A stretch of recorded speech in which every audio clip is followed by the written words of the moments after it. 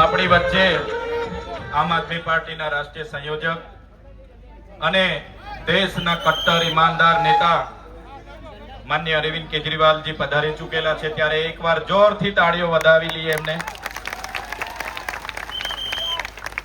સાથે આજની આ ઉજવણીમાં આપણી મધ્યે આપણા માર્ગદર્શક અને આપણા પ્રદેશ પ્રમુખ શ્રી સુદાનભાઈ ગઢવી સાહેબ પણ પધારેલા છે, ત્યારે એમને પણ જોરદાર તાળીઓથી આપણે વધાવી લઈએ.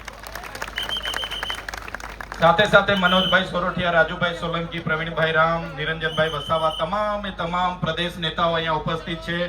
આપણા નવનિયુક્ત જિલ્લાના પ્રમુખ શ્રી અંજનાબેન અને આપણા ઉપપ્રમુખ શ્રી સંગીતાબેન જેવા તમામ લોકો ઉપસ્થિત છે. મીડિયા મિત્રો પણ, બધા માટે એકવાર જોરદાર તાળીઓ પાડી લે. હવે હું પ્રદેશ પ્રમુખ શ્રીને વિનંતી કરીશ કે આજના પ્રસંગને અનુરૂપ પોતાનું ઉદ્બોધન કરે. પ્રદેશ પ્રમુખ શ્રી સુદાનભાઈ ગઢવી સાહેબ. બોલો ભારત માતા કી ઇન્કલાબ. અરવિંદ કેજરીવાલજી તુમ આગે बढ़ो. આજે અહીંયા ગુજરાતમાં પહેલી સરકાર બનાવવા બદલ હું આપને લાખ અભિનંદન આપું છું. મિત્રો, તમારા માટે એકવાર તાળીઓ થઈ જાય.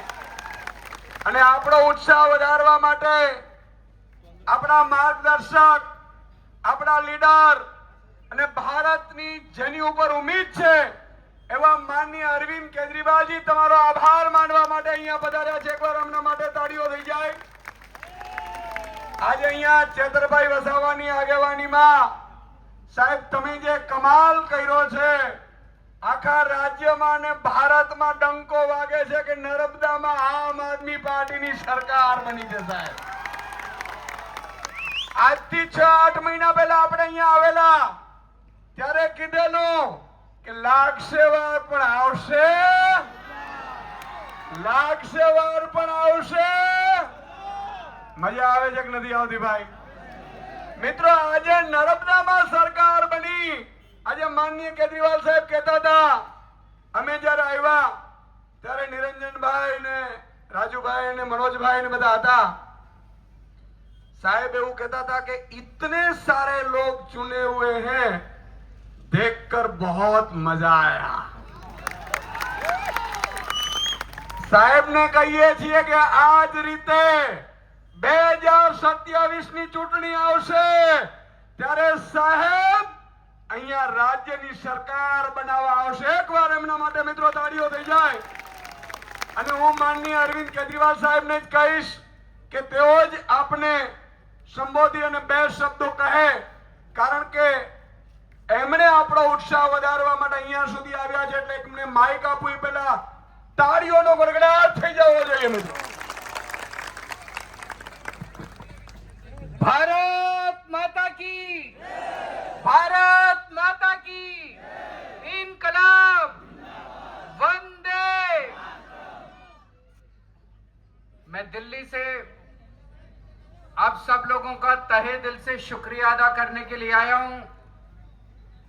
जिस तरह से आपने नर्मदा जिले में इतना विश्वास करके हमें इतना प्यार देके नर्मदा जिले में हमारी सरकार बनाई है, आम आदमी पार्टी की सरकार बनाई है, मैं तहे दिल से आपको बहुत बहुत धन्यवाद देता हूं.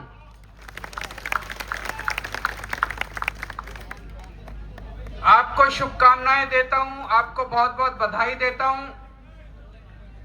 पिछले 75 साल में चाहे राज्य स्तर पे चाहे जिला स्तर पे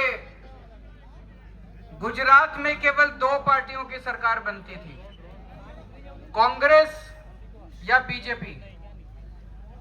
लोग कहते थे गुजरात में तीसरी पार्टी का कोई हो ही नहीं सकती, तीसरी पार्टी नहीं हो सकती, तीसरी पार्टी का कोई वजूद नहीं है. पहली बार आप लोगों ने, नर्मदा जिले के लोगों ने तीसरी पार्टी की सरकार बना दी, आम आदमी पार्टी की सरकार बना दी. ये दिखाता है कि गुजरात के लोग बदलाव चाहते हैं.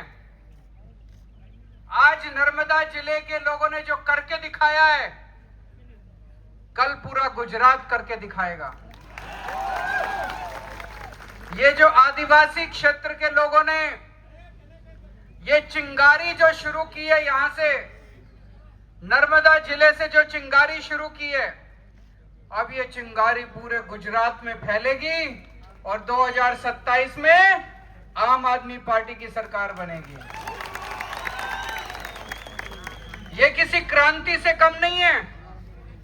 30 साल से बीजेपी के भ्रष्टाचार, दमन, उन्होंने इतना ज्यादा अत्याचार कर रखा है, जिसको पकड़ के जेल में डाल देते हैं, डराते हैं, धमकाते हैं, झूठे केस करते हैं। लोगों के पास विकल्प नहीं था। ये बीजेपी और कांग्रेस दोनों मिले हुए हैं। अभी भी पूरे गुजरात में सुनने में आ रहा है, एक जगह बीजेपी कांग्रेस को सपोर्ट कर रही है, कांग्रेस बीजेपी को सपोर्ट कर रही है। जहां कांग्रेस के पास उम्मीदवार नहीं है, बीजेपी उम्मीदवार दे रही है। अभी पंचायत चुनाव में बीजेपी के नेताओं ने बोला कि जहां जहां कांग्रेस के पास उम्मीदवार नहीं थे, बोले हमने दे दिए उनको। कांग्रेस ने बोला कि जहां जहां हमारे पास उम्मीदवार नहीं थे, बीजेपी ने दिए हमको। बड़ा भाईचारा है दोनों के अंदर, बड़ा भाईचारा है दोनों के अंदर। और ये दोनों मिलके लूटते हैं, दोनों के जॉइंट धंधे चल रहे हैं, दोनों की रिश्तेदारियां हैं, आपस में शादी ब्याह होते हैं।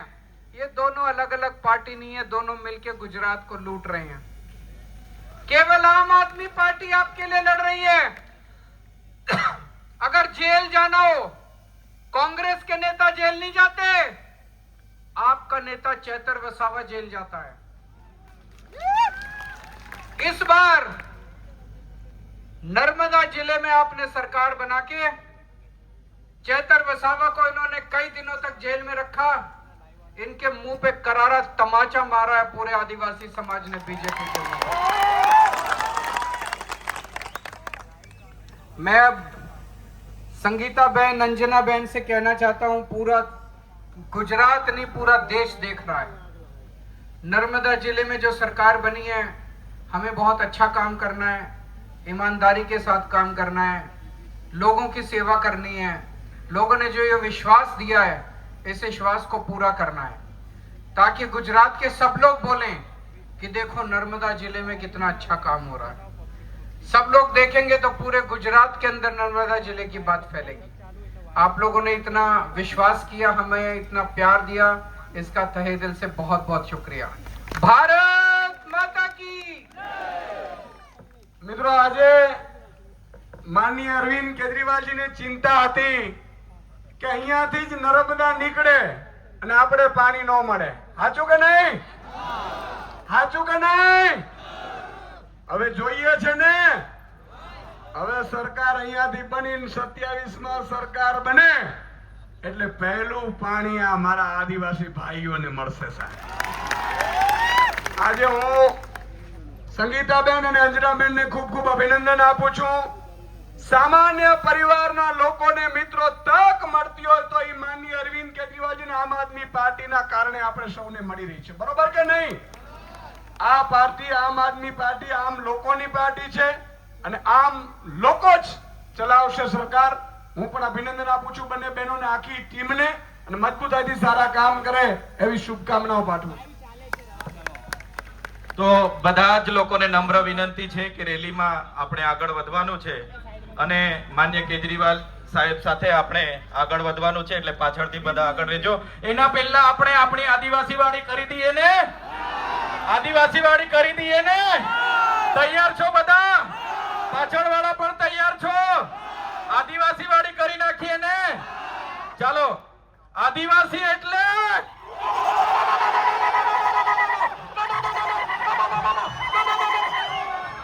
ચાલો, ધન્યવાદ બધાનો, ખૂબ ખૂબ આભાર. પૂર્વ મુખ્યમંત્રી માનનીય મને શ્રી સાથે અરવિંદ આવજો. આપણે આગળ કેજરીવાલજી વધવાનું. આપણી વચ્ચે પધારી ચૂક્યા છે.